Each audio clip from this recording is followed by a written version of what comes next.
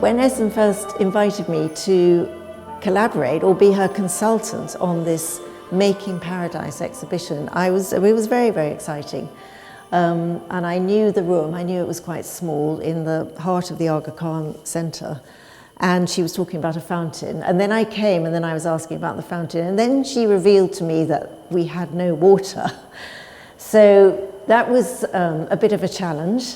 But she brought me round to it, and we've made a conceptual fountain, a poetic fountain, as she says.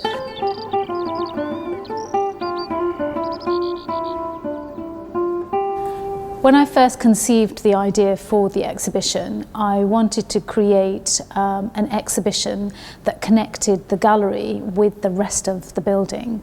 And the fact that we have these incredible floating gardens in the building, I felt that there was a real opportunity to celebrate that. And increasingly it felt really important to do that because of the recent pandemic that we've all been experiencing, and garden spaces being so much more important to us all. One of the main things that I wanted to achieve was to have a fountain in the gallery space that would be a kind of poetic translation of water and how water enables life and how water gives life. And I took a traditional design, mostly inspired by Moroccan fountains and from the Alhambra also. And it's been made beautifully by Shelley, the technician, and her colleagues. And we have these beautiful lines of water made from cut out paper white floral strips made by this marvelous artist from Berlin called Claire. And I know how difficult it was to get these right because I tried to do them myself, and we were sewing and putting the rods in and trying to get it to flow in the right, best possible way. And I have to say I wasn't very good at it, but Essen, the curator, was marvellous, and Shelley, and I think it's worked rather well, our poetic fountain. And it's kind of white and pale blue, as you see. I'm surrounded by colour. Paradise is full of colour as well. It's full of flowers, it's full of fruit, it's full of trees, it's full of everything that we could possibly want. And I think it's a great success. And I hope everyone else will, because there is everything. There is both Western and Eastern art here. There's contemporary art and there's traditional art. Some of the artists are from the Prince's School of Traditional Art, where I teach. And then we have these more Western ones from the Royal Horticultural Society. And we have other contemporary artists who've done these beautifully embroidered panels.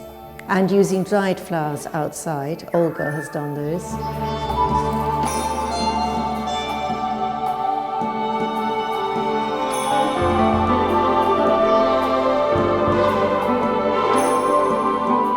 And a ceramic water piece, sort of sculptural piece here. And we have calligraphy as well, by Soraya. So we have all three main elements of Islamic art here. And also this wonderful soundscape, of course, because we have no windows here, so we have no birds. And of course we have the beautiful scent made by somebody who works in this building, Alessandro, who specialises in making his own scent.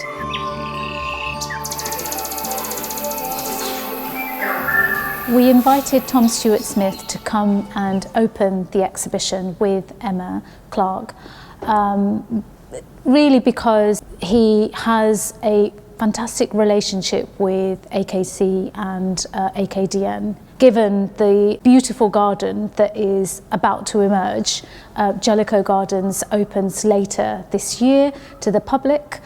And like the exhibition, we hope that it's going to draw in a really broad community to come and engage in everything that it has to offer.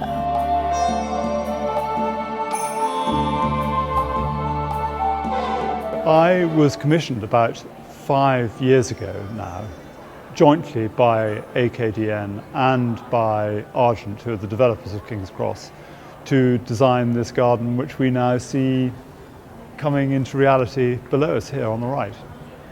I think that one of the very interesting things for me as a designer working working with AKDN has been to persuade people, obviously not people with AKDN, that the idea of the Paradise Garden, and this is specifically a Paradise Garden inspired by Iran, but to persuade people that this is not something which is a foreign design trope.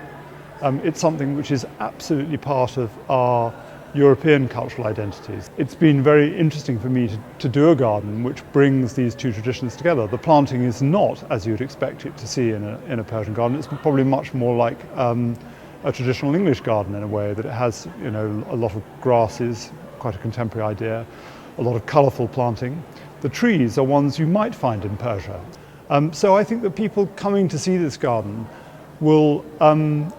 won't look at it and think, this is something I don't understand, this is something foreign and exotic. But conversely, people who are familiar with Paradise Gardens and Gardens of Islam, I think will instantly recognise what it means.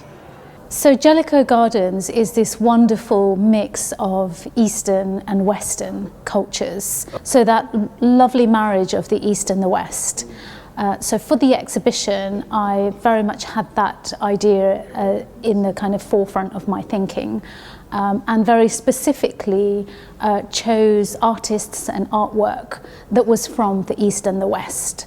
And that kind of relates to really this idea of wanting to invite different communities to Aga Khan Centre and the gallery, so that people of all cultures, cultural backgrounds can come and enjoy the building, this exhibition and the gardens that we have to offer. I think it's lovely the different representations of flowers in the show. I mean, actually, even this is it a ceramic piece here? It's yes. Almost like a flower, even though it's an extremely geometric one. And then you've got, you know, some of the other geometric patterns next to it, which are quite flower-like. Mm. Then we've got the real flowers, the dried flowers outside. And as you say, there is this juxtaposition between traditions. There are some very good pieces from the Aga Khan collection, and the one you referred to upstairs, which is this Mughal one, with the all the different gardens. And then we have these contemporary Ottoman plates, contemporary embroidery, which also Ottoman type embroidery inspired by. And then of course the RHS, the Royal Horticultural Society, have lent some lovely botanical paintings, flowers and fruit, because we wanted to bring in the importance of fruit in the Islamic garden. And then these are by former students actually. This is the ones that you were looking at before, carpet designs. Yeah. No, I think in this contrast with the colour and the white in the middle, it seems to work very well. And as you were saying, you know, what does it give to people? The exhibition is titled Making Paradise. The word paradise fills us with joy. It's a concept that is inspiring, uplifting. I would like people to be delighted and enthralled by the many ideas conveyed in the exhibition.